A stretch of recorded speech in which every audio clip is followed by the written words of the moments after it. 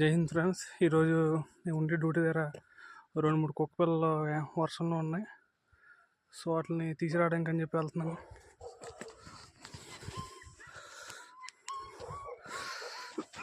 అది వర్షం కావడం వల్ల ఇప్పుడు వరకు వర్షం పడింది. వర్షం పడడంతో అవి అలాగా అరుస్తూ కూర్చున్నాయి. నేను వెళ్ళేదో ట్రై చేశాను కానీ అవ్వలేదు.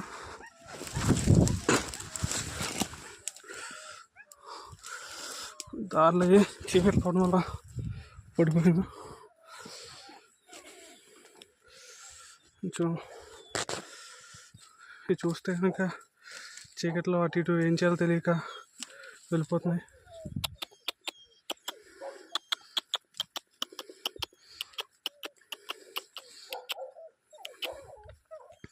చూసారు కదా ఫ్రెండ్స్, ఇవి ఎలాగ ఉన్నాయి.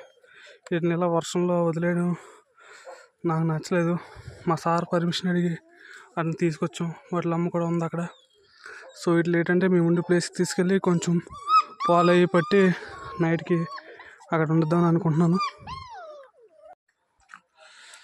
అట్లనే కొంచెం ఆ వర్షంలో తీసుకొచ్చి మేము ఉండే చోట కొంచెం పాలు అవి తాగిస్తున్నాను. ఇవి 4 ఉన్నాయి మొత్తం.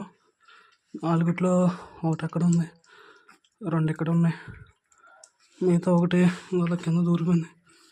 అవి కొన్ని పాలు తాగనమాట తల్లి దగ్గర. వాళ్ళ అమ్మ కూడా ఇక్కడే ఉంది, చూస్తుంది.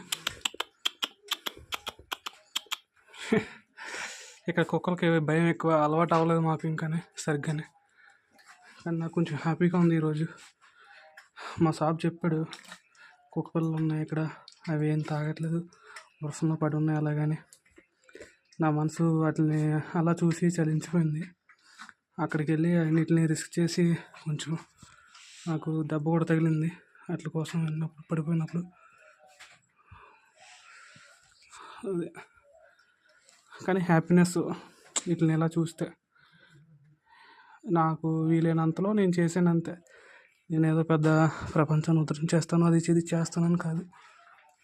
కానీ నేను చేయగలిగింది కూడా నేను చేయలేకపోతే నాకు సరిగ్గా నిద్ర పట్టదు రాత్రికి. అవే కల్లోకి వస్తాయి.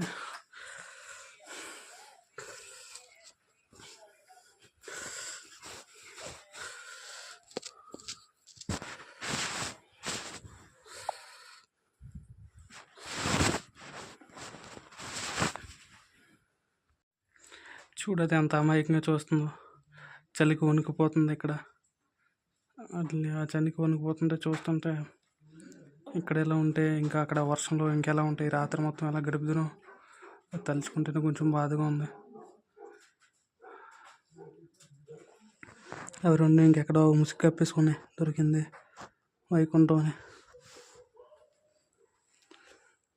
పాలు తాగితే కొంచెం బాగుండేది, ఎంత కష్టపడి తెచ్చినందుకు. మాకు 1 లీటర్ పాలు ఇస్తారు, అందులో ఒక 1/2 లీటర్ పోసి తెచ్చాను మరగబెట్టి.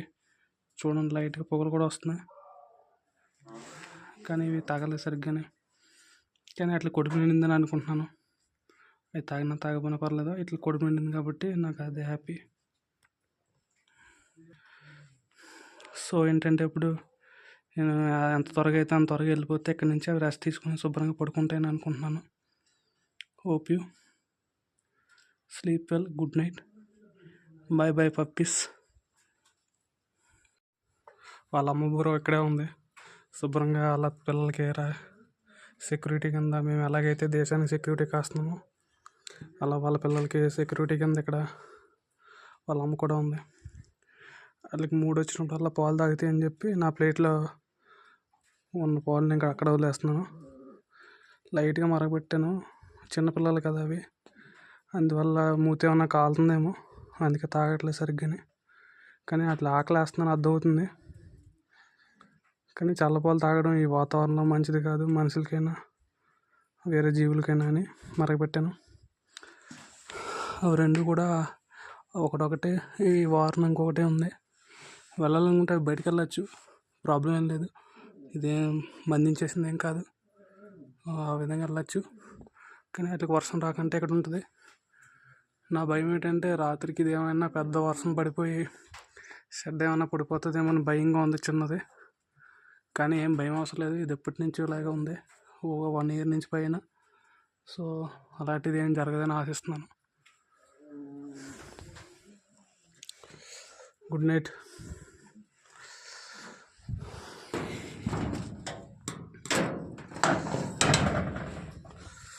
అట్లా అక్కడి నుంచి తీసుకొచ్చాను. ఇందాక అక్కడి నుంచి వెళ్ళాం కదా, అవి ఎక్కడ ఉన్నాయంటే ఇక్కడ ఉండేవన్నమాట. ఈ లైట్ ఎక్కడైతే వెళ్తుందో అక్కడ, ఆ లైట్ ఉన్న అక్కడ ఉండి ఆ ప్లేస్లోనే లైట్గా చినుకులు పడుతున్నాయి. చినుకులు లైట్గా పడడం వల్ల ఏమవుతుందంటే, ఇక్కడ ఏం సెక్యూరిటీ లేదు, పైన ఏం లేదు కాబట్టి